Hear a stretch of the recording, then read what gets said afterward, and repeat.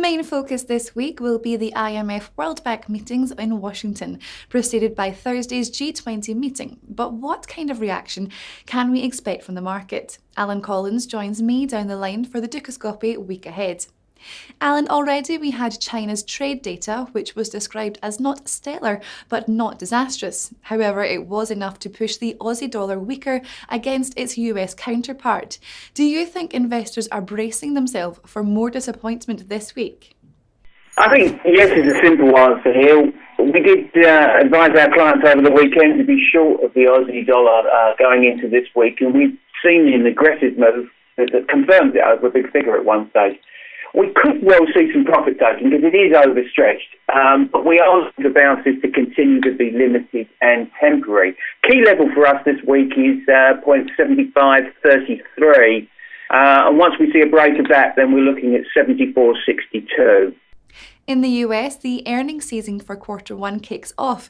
A big question is whether the US can avoid an earnings recession. According to VTB, on most valuation metrics, the US equity market is considered extremely overvalued on a historical basis. Do you believe a correction is looming? Well, from a technical perspective, we can't see that yet.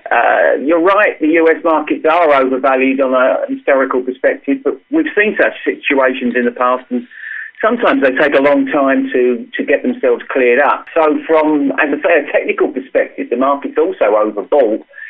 But at the moment, setbacks are weak and they're temporary.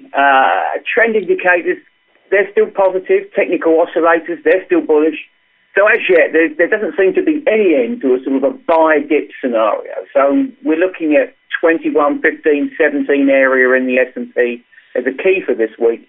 And in the coming days, then 22, 25 is a valid objective.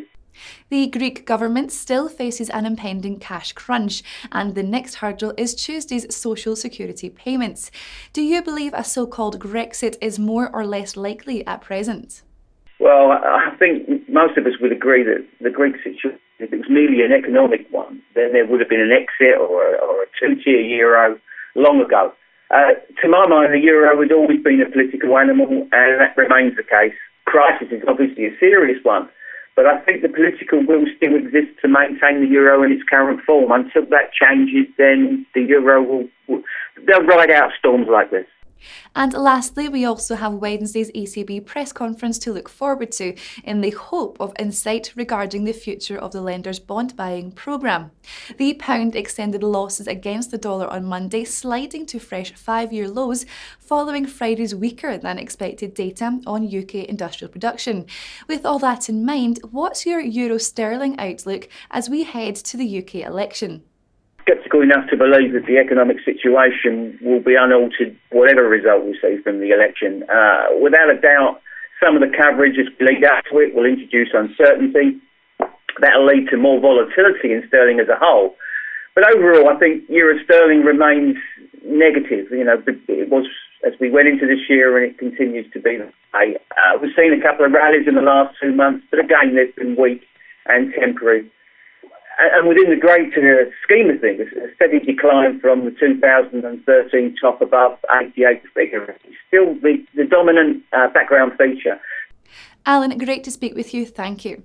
Well, that's all from me for the moment, but for more currency outlooks, click back to the site for today's forecast with Sam Meredith. For me and for now, though, it's goodbye.